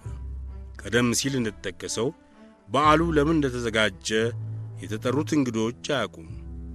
አንዳንዶቹ በኤርትራ ባህር አካባቢ የአሜሪካን ኩባንያ የነዳጅ ዘይት ማግኘቱን ለማብሰር ነው ይላሉ።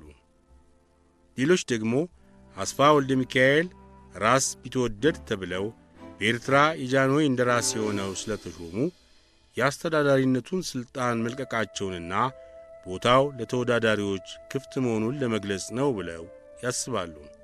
ከውጭ አገር እንግዶች መካከል የአሜሪካ የእንግሊዝና የፈረንሳይ ቆንሲሎች ግን ፌዴሬሽኑ አንድ ቀን እንደሚፈርስ እርግጠኞች ቢሆኑም አፈራረሱ ንጉሠ ነገሥቱ ባሉበት ይከናወናል እንጂ በአስፋሃ ዲስኩር ብቻ ይወሰናል ብለው አይጠብቁም። እረ ለመሆኑ ያ የጎደለው ሰው ማን ነው? የፓርላማው ፕሬዝዳንት ደጃዝማች ሼክ ሐሚድ ፈረጅ ሐሚድ ናቸው። ምን ደረሰባቸው? ሌሊቱን ታመው አድረው መነሳት አቃታቸው። ምን ነካቸው? በግራ ጎናቸው ውጋት ቀስፎ ያዛቸው። ዋናው ነገር ቀኙ ጎናቸው ደና ከሆነ ለግራው መድኃኒት ይገኝለታል። በመማክርቶቹ መካከል ሹክሹክታው በዚህ አይነት ሲቀጥል አንዲት ግማሽ ገጽ ወረቀት ተጣጥፋ በአንድ አሰናባሪ ለቢትወደድ ቀረበች። ምን ትሆን? ቢትወደድ ትክ ብለው አነበቧት። አላህ ምስክሬ ነው፣ ትኩሳቱ አይሎብኝ መነሳት አቅቶኝ ነው። ትላንት አብሬያችሁ እንደነበርኩት ዛሬም ነገም ከናንተ አልለይም ይላል። ፊርማው የደጃዝማች ሐሚድ ፈረጅ ሐሚድ ነው። ቢትወደድ ለመላከ ሰላም አስነበቧቸው። አስፋሃ ለሕመምተኛው ሲያዝኑ ዲሜጥሮስ ተበሳጩ። በዚች ታሪካዊ ቀን እያጣጣሩም ቢሆን መገኘት ነበረባቸው አሉ። ልክ 5 ሰዓት ሲሆን ቆፍጣናው ቄስ ዲሜጥሮስ በታመሙት ፕሬዝዳንት ቦታ ተተክተው በትግርኛ ቋንቋ አሁን የኤርትራ ዋና አስተዳዳሪ ክቡር ቢትወደድ አስፋ ወልደ ሚካኤል የሚሰጡትን ከፍ ያለ መግለጫ እናዳምጥ ብለው የሊቀመንበሩን ደወል ሲመቱ መማክርቶቹ በአንድነት የቀሰቀሱት ጭብጨባ እየተቀጣጠለ በመላው አዳራሽ ማስተጋባት ጀመረ። ቢትወደድ ከመናገሪያው መድረክ ቆመው ዲስኩራቸውን እስከ ጀመሩ ድረስ ጭብጨባው አላቋረጠም ነበር። አስፋ ወልደ ሚካኤል የመጨረሻው የኤርትራ ፌዴሬሽን መንግሥት መሪ በፓርላማው ለመጨረሻ ጊዜ ባደረጉት ዲስኩር የገለጹት ሐሳብና የሕዝቡ እንደራሴዎች እንዲያጸድቁት ያቀረቡላቸው ታሪካዊ ውሳኔ የሚከተሉት ናቸው። አንድ ሕዝብ የአገሩ ባለቤት ሆኖ በኢኮኖሚና በማኅበራዊ ኑሮ በኩል መሻሻል የሚችለው ከሁሉ በፊት የእርስ በርስ አንድነቱ ሲጠነክር ብቻ ነው። በአንድ አገር ውስጥ ሁለት የተለያየ አስተዳደር እንዲኖር ሲደረግ በኢኮኖሚም ሆነ በሶሻል በኩል ለመሻሻል አሰናካይ መሆኑን ሁላችንም እንገነዘባለን። ከንጹሕ ሕዝብ የፈለቀውን ምኞትና ፈቃድ በንጹሕ ሕሊና ሳቀርብላችሁ እግዚአብሔርንና ታሪክን ምስክር በማድረግ ነው። በየጊዜው የሚጎርፍልኝን የኤርትራን ሕዝብ ሐሳብና ምኞት ተመርኩዤ የአሁኑ የአስተዳደር ሁኔታችን ሰው ሠራሽ ከመሆኑ በቀር በታሪካችን ያልነበረና ከሚሰጠው ጥቅም ይልቅ የሚያስከትለው ችግር መብለጡን ተረድቼ የሚከተለውን ሐሳብ ለማቅረብ ከፊታችሁ እገኛለሁ። እናንተም የሕዝባችንን ምኞትና የአገር ስሜቱን ገላጮች፣ የጥቅሙንና የደህንነቱን ፈላጊዎች፣ የታሪኩና የመሠረቱ ጠባቂዎች ስለሆናችሁ በሙሉ ድምፅ እንደምትቀበሉት እተማመናለሁ። ውሳኔ ሞሽን።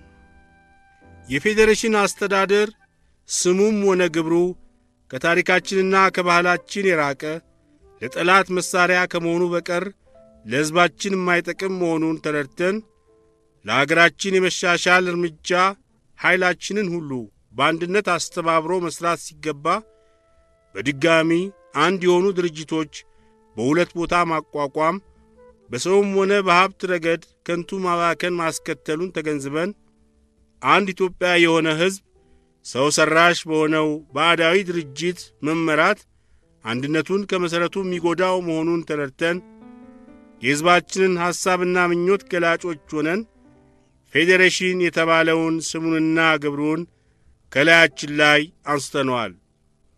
ከዛሬ ጀምሮም ከእናታችን ከኢትዮጵያ ጋር በሙሉ አስተዳደር ተዋህደናል። የመጨረሻው የኤርትራ ፌዴሬሽን መንግሥት መሪ ከዛሬ ጀምሮ ከእናታችን ከኢትዮጵያ ጋር የሚለውን ቃል ተናግረው ሳይጨርሱ በአዳራሽ ውስጥ የፈነዳው ጭብጨባና ጩኸት ሕንፃውን ያናጋው ይመስል ነበር።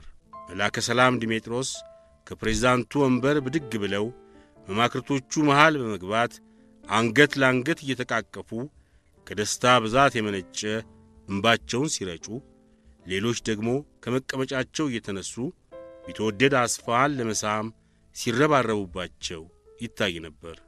ለ30 ደቂቃዎች ያህል ፓርላማውን ያጥለቀለቀው የደስታ ማዕበል ትንሽ መብረድ ሲጀምር የዕለቱ ሊቀመንበር መላከ ሰላም ዲሜጥሮስ ገብረ ማርያም ወደ ተከበረው ወንበራቸው ተመልሰው ስለ ፌዴሬሽኑ መፍረስ የቀረበውን ውሳኔ መማክርቶቹ እንዲያጸድቁ ሲጠይቁ ሁሉም ተቀብለናል የሚል ጩኸት ከማሰማት በስተቀር አንድም ተቃዋሚ አልቀረበም። በዚህ አኳኋን ረቡዕ ኅዳር 15 ቀን 1962 ዓ.ም የኤርትራ ፓርላማ የመጨረሻ አገልግሎቱን የሚሰጠው ኤርትራ ከእናቷ ከኢትዮጵያ ጋር ሕይወቷን አዋህዳ እንድትኖር ፌዴሬሽኑን ማፍረስ ነው ተብሎ ተወሰነ።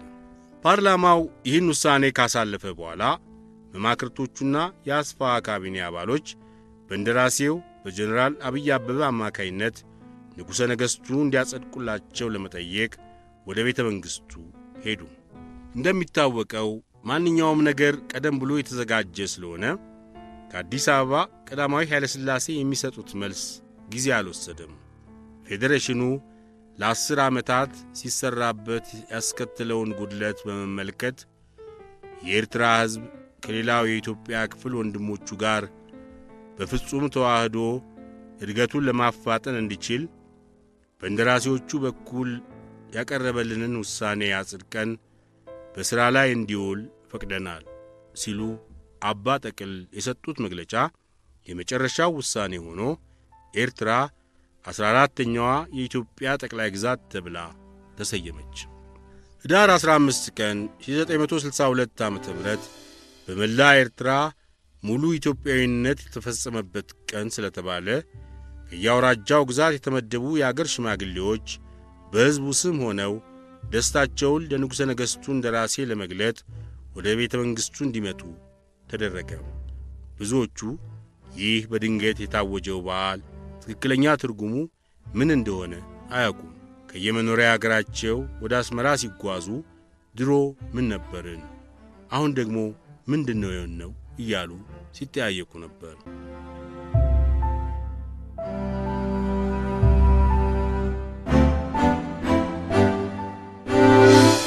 ፌዴሬሽኑ ከፈረሰበት ዕለት ጀምሮ ለ3 ቀናት የእንደራሴው ዋና ሥራ ከልዩ ልዩ ቦታዎች የሚመጡትን የአገር ሽማግሌዎችንና የየድርጅቱን መሪዎች በየተራ እየተቀበሉ የሚያደርጉትን ንግግር ማዳመጥና በጃንሆይ ስም የምስጋና አጭር መልስ መስጠት ነበር። በጠቅላላው በብዛት የቀረቡት የደስታ መግለጫ ዲስኩሮች ሁሉ ተመሳሳይ በመሆናቸው ከንጉሠ ነገሥቱ እንደራሴ የሚሰጠው መልስ ለሁሉም አንድ አይነት ቃል መሆን ነበረበት። በዚያን ጊዜ ከማስታወቂያ ሚኒስቴር ተልኬ አስመራ የተገኘሁት ጋዜጠኛ እኔ ብቻ ስሆን በቴክኒክ በኩል ለራዲዮ ፕሮግራም የሚያስፈልገውን ሁሉ ለመቅዳትና ለማቀናበር ከኔ ጋር አብሮኝ የመጣው የቴሌኮሙኒኬሽን ባልደረባ አቶ ተስፋዬ ኃይሌ ነበር። ይህ በቤተ መንግሥቱ የሚካሄደው የደስታ መግለጫ መቀበያ ፕሮግራም በሚፈጸምበት ዕለት አርብ ኅዳር 17 ቀን 1962 ዓ.ም እኩለ ቀን ላይ አንድ ቁመናቸውና ጃኖ ልብሳቸው ከሩቅ የሚማርክ የአገር ሽማግሌ ከእንደራሴው ፊት ቀርበው የማይጠበቅ ኃይለኛ የሆነ ንግግር አደረጉ። የአዛውንቱ ዲስኩር ከትግርኛ ወደ አማርኛ ይተረጎም ስለነበረ በራሴ ማስታወሻ ያስኳቸው ዋና ዋና ሐሳቦች የሚከተሉት ነበሩ። የዛሬ 15 ዓመት በዚች ቦታ ለ60 ዓመታት ተለያይተው የኖሩ እናትና ልጆች ኢትዮጵያና ኤርትራ ተገናኙ ብለን ወሰን የሌለውን ደስታችንን ገልጠን ነበር። ከ10 ዓመት ጀምሮ ነጻነታችን ተመልሶልን ኢትዮጵያዊ ልብሳችንን ለብሰን በሰላምና በደስታ ለፈጣሪያችን ምስጋና እያቀረብን ኖርን። ዛሬ ደግሞ ከ10 ዓመት በኋላ ኢትዮጵያና ኤርትራ በሙሉ ስለተቀላቀሉ መጥታችሁ ደስታችሁን ግለጡ ተባልን። በሕጋችንም ሆነ በባህላችን የአስተዳዳሪዎች ትእዛዝ ቢከፋም ቢለማም መከበር ስላለበት ትእዛዙን አክብረን መጥተናል። በምንወክለው ሕዝብና በራሳችን ስም ሆነን ለንጉሠ ነገሥታችን እንደ ራሴ መግለጥ የምንፈልገው እኛ የምናቀው ኢትዮጵያና ኤርትራ የተዋህዱት የዛሬ 10 ዓመት መሆኑን ነው። በዚያን ጊዜ ቅልቅሉ የተደረገው በከፊል ነው። ሌላ ጊዜ ሙሉ ቅልቅል ተደርጎ ይከበራል ተብሎ አልተነገረንም። እኛም ይህን 10 ዓመታት ያሳለፍነው በኢትዮጵያዊነት ስሜት ነው። ይሄ ጎደለ፣ ይሄ ቀረ የምንለው ነገር አላጋጠመንም። ነገር ግን ዛሬ አዲስ የተፈጸመ ከዚህ በፊት ያልነበረ የእናትና ልጆች ግንኙነት ተደረገ ብላችሁ ይህን በዓል በማዘጋጀት እናንተ በምታውቁት ምስጢር ደስ ካላችሁ እኛም ባልተረዳነው ጉዳይ እናንተን እንኳን ደስ አላችሁ ለማለት አንቸገርም። ይህ አስደናቂ ንግግር እንደተፈጸመ ለሌሎቹ ሲደረግ እንደነበረው የንጉሠ ነገሥቱ እንደራሴ መልስ መስጠታቸው ቀርቶ ቢትወደድ አስፋና መላከ ሰላም ዲሜጥሮስ እየተቀባበሉ በትግርኛ ቋንቋ ከአዛውንቱ ጋር ሰፋ ያለ ክርክር ገጠሙ። የሚለዋወጡት ሐሳብ ምን እንደሆነ በትክክል ሊገባኝ ባይችልም ጉዳዩ የጠብ መልክ የያዘ መሆኑ ተሰምቶኛል። ለማናቸውም በዚህ ፕሮግራም ላይ የሚደረጉት ዲስኩሮች ሁሉ በድምፅ መቅጃ ስለሚቀረጹ ተተርጉሞ ዝርዝሩን መረዳት ይቻላል ብዬ ስዝናና እንደ ራሴው ጠሩኝ። ዘውዴ፣ ያውን የተደረገው ንግግር እንዳይወጣ በቴፕ ተቀርጾም እንደሆነ በቶሎ ይደምሰስ ብለው ከልማዳቸው ውጪ እጅግ ቁጡ በሆነ መንፈስ ተናገሩኝ። በበኩሌ ባዘዙት መሠረት በራዲዮም ሆነ በጋዜጣ እንደማንጠቀምበት ካረጋገጥኩላቸው በኋላ የቴፑን ክር መደምሰሱን ጉዳይ ችላ አልኩት። በመሠረቱ ጄኔራል አብይ ትእዛዝ ባይሰጡኝም በዚያን ዘመን በነበረው የማስታወቂያ ሚኒስቴር አሰራራችን ይህን የመሰለውን ያፈነገጠ ሐሳብ የያዘ ዲስኩር ለሕዝብ አናቀርበውም ነበር። ሆኖም የተደረገው ንግግር ዶክመንት ሆኖ እንዲቀመጥ የተናጋሪውን አዛውንት ስምና የመጡበትን አውራጃ ወይም ወረዳ ማወቅ ፈለግኩ። ወዲያው አጠገቤ የነበሩትን ኮሎኔል አሰጋኸኝን ኋላ ደጃዝማች ጠየቅኳቸው። እርሶ ደግሞ ደና ነገር መስማት ተው ይሄን ለምን ይፈልጋሉ ብለው ተቆጡ። ትንሽ ተገርሜ ጥያቄን ወደ ቀኛዝማች ሰለሞን ተክሌ አዛወርኩ። እሳቸውም ጤነኛ ሆነው አላገኘኋቸውም። እኔ ዲስኩር የሚያደርጉትን ሰዎች መዝጋቢ አይደለሁም አሉኝ። ወዲያው ጀነራል ተድላ ቆቢትን ጠጋ ብዬ እባክህ ንገረኝ አልኩት። ሰዎቹ የራቢጣ ወገን የነበሩ ስለሆኑ ዝርዝሩን ደህና አድርጎ የሚያውቀው ኤክስፐርት ተስፋ ዮሐንስ በሬ ስለሆነ እሱን ጠይቅ ብሎ አሾፈብኝ። በመጨረሻም የእንደራሴው ጽሕፈት ቤት ሹም የሆኑትን ልጅ ቁምላቸውን ጠየቅኳቸው። የተናጋሪውን ስም አላውቀውም። የመጡት ከአካለ ጉዛይ ነው። የነራስ ተሰማ አስበሮም ወገኖች ይመስሉኛል አሉኝ። ከጥቂት ደቂቃዎች በኋላ በዚያን ሰዓት በሥነ ሥርዓቱ ላይ ያልነበሩት የእንደራሴው ጽሕፈት ቤት የፕሬስ ሹም ወዳጄ ቀኛዝማች አለማየሁ ኪዳኑ ከውጭ ሲመጡ የደረሰውን አጫወትኳቸው። እሳቸውም ግድ የለም በትግርኛ ቋንቋ ዲስኩሩ ሲደረግ ተናጋሪው የማን አውራጃ ወይም ወረዳ መሆናቸውን ስለሚገልጹ በተቀረጸው ቴፕ ውስጥ እናገኘዋለን ብለው እርግጠኛ ሆኑ። የዕለቱ ፕሮግራም እንደተፈጸመ ይህን ተፈላጊ የሆነ ቴፕ ለመውሰድና ለማስተርጎም ስጠይቅ የቤተ መንግሥቱ የቴክኒክ ኃላፊ ነው ተብሎ የተመደበ አንድ ከላባ ጣሊያን ትእዛዝ ከማን እንደተቀበለ አይታወቅም የተደረገውን ዲስኩር ሰርዞ ተገኘ። ወዲያው ወዳጄ ቀኛዝማች አለማየሁ ኪዳኑ በጣም ተናደው ጣሊያኑ በተንኮል ያደረሰውን ጉዳት ለእንደራሴው አመለከቱ። ጀነራል አብይ በፈገግታ ካዳመጧቸው በኋላ ይሄ መዘዘኛ ዲስኩር መደምሰስ አለበት ብዬ ለዘውዴ ረታ ነግሬው ነበር፣ ተሰርዞም ከተገኘ ማለፊያ ነው ብለው የፕሬስ ሹማቸውን ወደ ሥራ ተመለስ አሏቸው። የእኚህ የሕዝብ መልእክተኛ ንግግር ወደ አማርኛ ሲተረጎም እኔ ያዝኩት ማስታወሻ እንደሚያመለክተው የተቃዋሚዎች ሐሳብ ነው ማለት አይቻልም። ከነ መላከ ሰላም ዲሜጥሮስ ጋር የተደረገው የከረረ ክርክርና መጯጯህ ምክንያቱ ምን እንደሆነ ለማወቅ ያደረግኩት ሙከራ አልተሳካልኝም። በሌላ ጊዜ ቢተወደድ አስፋን ብጠይቃቸው ቁም ነገር የሚሰጠው አይደለም ብለው አራከሱብኝ። በእኔ አስተያየት ከንግግሩ ውስጥ አስደናቂ ሆኖ የሚታየው ከ10 ዓመት በፊት ኤርትራ ኢትዮጵያ ሆነች ተብሎ ያ ሁሉ በዓል ከተደረገ በኋላ ዛሬ ደግሞ በድጋሚ ኢትዮጵያዊ ሆናችኋልና ደስታችሁን ግለጡ ብላችሁ ያዛችሁን እናንተ በምታውቁት ምስጢርና እኛ ባልተረዳነው ጉዳይ ስለሆነ እንኳን ደስ ያላችሁ የሚለው ቃል ነው። በመሠረቱ አብዛኛው የኤርትራ ሕዝብ የፌዴሬሽኑ መፍረስ በዓል ሲከበር ትክክለኛው ትርጉሙ ምን መሆኑ እንዳልተብራራለት በዚያን ሰዓት ጉልህ ሆኖ ይታይ ነበር። ወደ አስመራ እንዲሄድ ትእዛዝ ስቀበል ህዳር 14 ቀን 1962 ዓ.ም ከጠዋቱ በ4 ሰዓት ጃንሆይ ቢሮ ተጠርቼ ስቀርብ በል አሁኑኑ ተነስተ አስመራ ሂድ፣ በዚያም አብይና አስፋ የሚሰጡን ሁሉ ሰብስበህ ሥራውን ደህና አድርገህ መፈጸም ነው አሉኝ። የጌቶቹ ትእዛዝ ግልጽ ነው። ነገር ግን አስመራ ምን እንደተፈጠረ አልገባኝም። ወዲያው ከግቢ ሳልወጣ ወዳጄ አቶ መባ ስላሴ ዓለሙ በዚያን ጊዜ የግርማዊነታቸው ልዩ ካቢኔ የፕሬስ ዋና ዳይሬክተር ቢሮ ሄጄ ለማስታወቂያ ሚኒስትሩ ለብራታ ግርማቸው ተክለሐዋርያት ስልክ ደውዬ ለጌቶቹ የተሰጠኝን ትእዛዝ ነገርኳቸው። ታዲያ እኔ ደግሞ በፋንታዬ ለጌታዬ ልታዘዝ አሉኝ።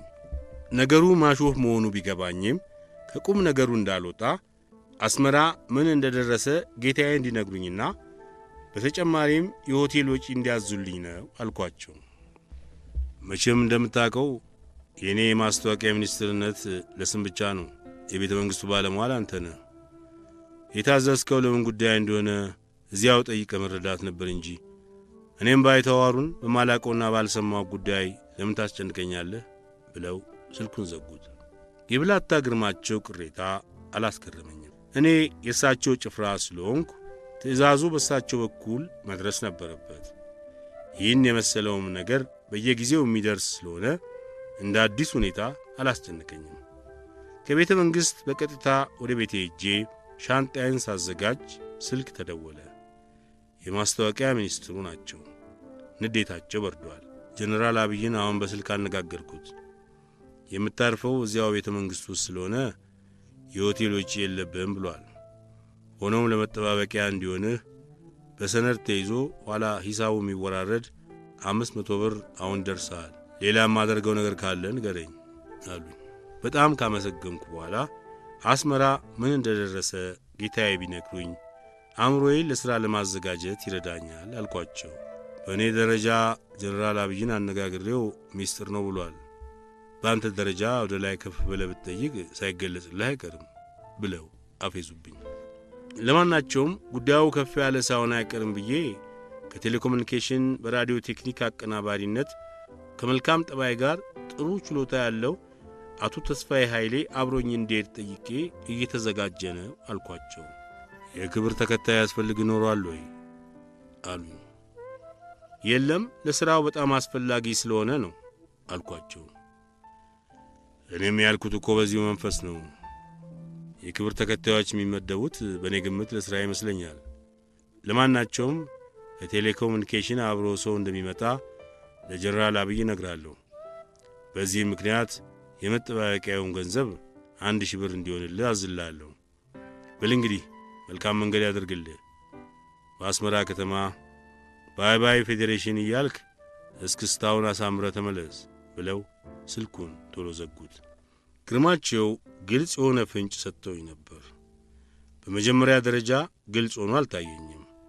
ለካስ ወደ አስመራ መጓዘው የፌዴሬሽኑን ስንብት በዓል ለመተረክ ኖሯል።